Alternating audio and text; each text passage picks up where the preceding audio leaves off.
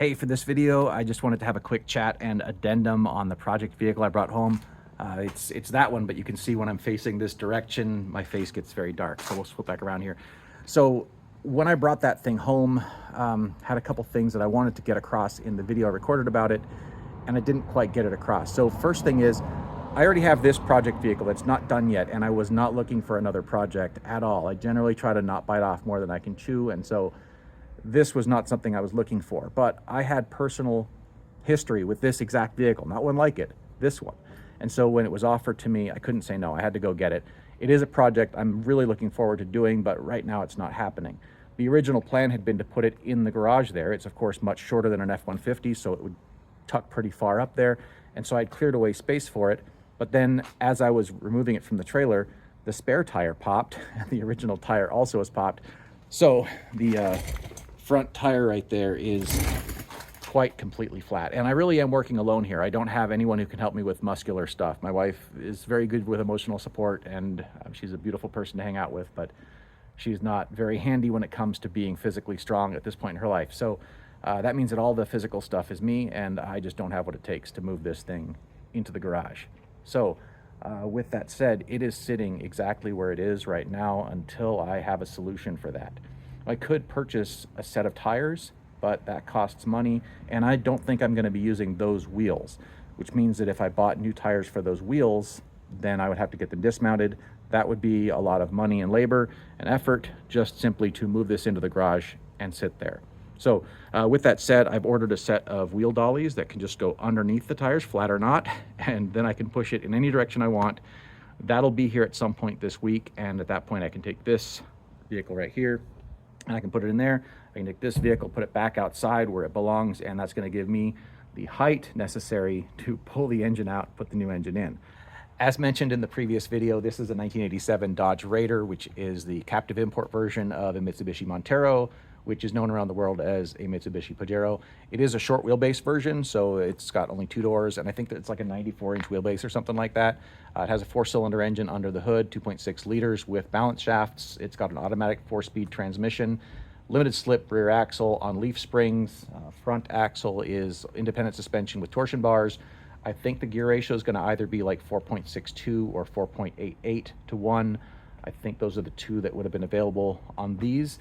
This one was the most premium model you could get of them because there were more stripped versions. And in fact, I owned a stripped down 5-speed manual bare bones version of this that I wheeled for several years around California and Arizona, and finally got to the point where I didn't have the economic situation to keep it going. So I ended up selling it. Weird things ensued at that point. It wasn't the last time I saw that particular one, but that's a story for another day. Later, I owned another one that had a Chevy V6 swapped into it, but it didn't run, and I never got it running. Again, my economic situation was not as good as it should have been at that point.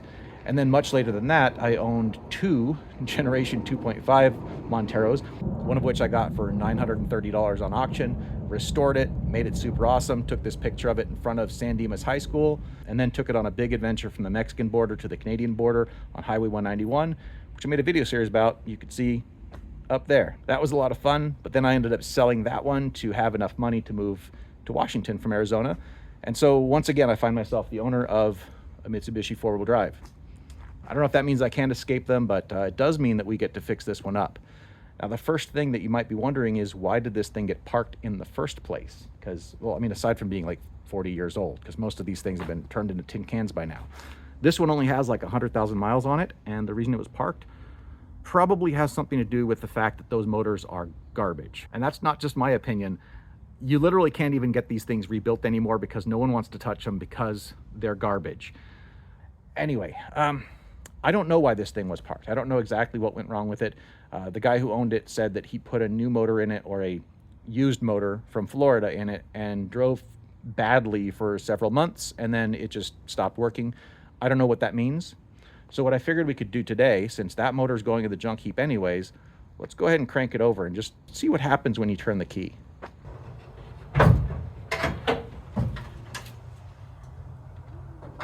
I don't know exactly how well this is going to work one-handed while I hold this, so I may have to clip you in somewhere at some point. In fact, let's go ahead and try clipping you in right up front here. So the first thing that I'm going to try to do with this is I'm going to see if there's any juice in here.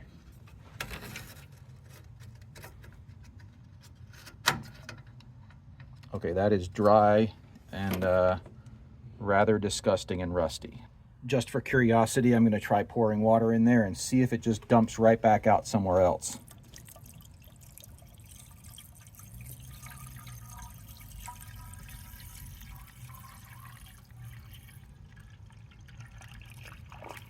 Okay, so it wasn't 100% empty. That seems to have still had some coolant in it, which means that it didn't all leak out somewhere, at least not very quickly. All right, let's go ahead and just close this back up for now. We're not too worried about that. Next, let's take a look at the dipstick. So, oh, that just, okay. So something tells me that doesn't quite just plug in like it used to. This seems to have some sort of a fix of some sort. So we'll plug that back in there real quick. Far down as it goes. We'll pull it back out. And yeah, I mean, there's oil in it, and the oil is not too gross looking. Didn't come out with chunks of glitter on it anyways. If you are super eagle-eyed, you might notice down there that there is an oxygen sensor on the exhaust manifold, despite the fact that there's a carburetor. And that's because this used a feedback carburetor that was a disaster. All right, the next thing we're going to do is we're going to lift this thing off and see what we find under there. It's been a long time since I had one of these, so I hope I'm not forgetting something. I'm going to need to brush that off first. Okay, I was not able to find a brush. I do have one of these things. By the way, these are awesome. This is not a sponsored video. This is something I bought with my own money a long time ago, and I'm glad I did. I am going to link one down below because, you know, why not? But even if you don't get the linked one, these things are great. You got to get one.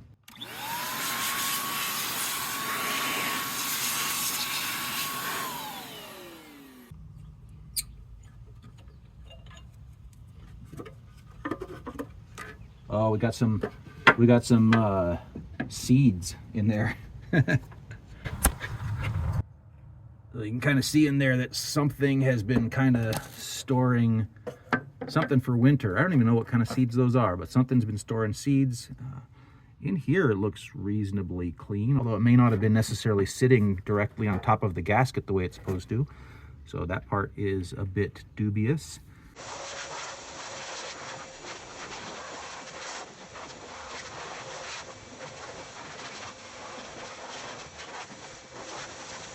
Okay, that's improved a little bit, we'll say.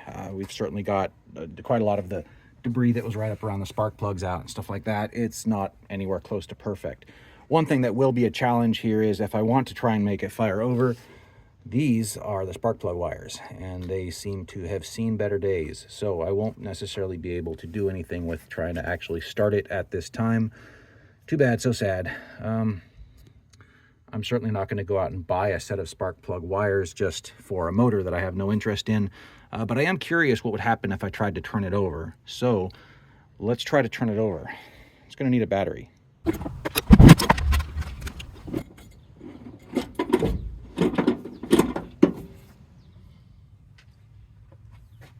Oh, well, that could be a problem. All right. It occurred to me that I probably need to have a garden hose handy in case I get a wire fire all of a sudden started in here. Okay, let's see what happens. Oh, not even any sparks. All right, I'm gonna go ahead and turn the key on with this off. I'm gonna turn the key into the run position, and then we'll try this again. It's premium, so you know it's gonna work.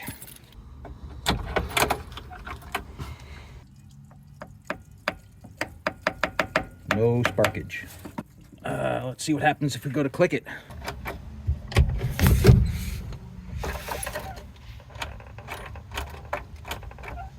Okay, but good news, there's no fire. So that part's pretty all right. I think that this is just not a good enough connection right here. I'm certain that if this is not the first time you've watched me, you know that this isn't my normal caliber of work. But again, I don't care about this engine.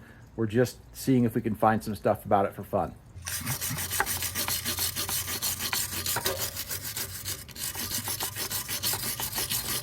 Okay, that is clamped on there, hopefully a lot better. Let's see if it just gives us a click when we go to start it. Okay, we have the sparks of life.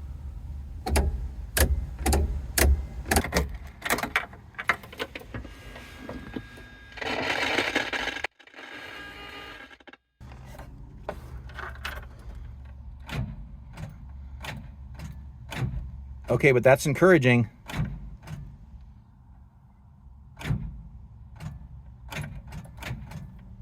I wonder if it's actually seized. I won't be able to see this from inside the cab, but you'll be able to see if it moves at all.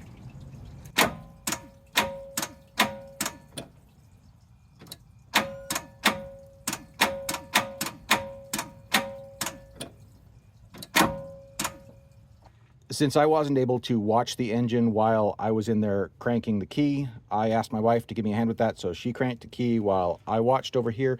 And one thing I noticed is that the crank pulley itself barely, just imperceptibly moved. And what was interesting was that this cable right here actually moved like quite a bit. And you might be wondering up front, why would that cable move if the engine wasn't like pulling on it, if there wasn't some kinetic pull? And I think that it was forming a magnetic circuit or an electromagnet, which was causing it to get pulled towards, you know, like the closest metal to it. And since it's kind of flappity, that's what made it jiggle, because the engine itself was rock solid. This thing didn't move at all. It was just that. The fact that it was pulling a magnetic field tells me that there was significant current being pulled through it, because if there wasn't high current, there wouldn't be high magnetic field. So I reckon the motor is probably, well, to this point, probably seized. I think that before I give up on learning about this engine, we're probably going to end up pulling the radiator and trying to turn the crank by hand just to see how seized it really is. But we'll do that later on. I think that pretty well answers the questions I wanted to cover in this video. It looks like the engine's probably seized. That's not too terribly surprising. We'll find out for sure in a later development sometime, probably springtime. For now, this thing is going to sit here for another couple days till the wheel dollies show up here. Then we'll do some Rubik's Cube action to move everything around where it needs to be. That thing's going to come back outside here, and I'll be able to get to work on the engine. I'm almost done with my kitchen remodel, which makes me feel really good. Hopefully that goes smoothly the rest of the way, and then we can get ready for winter.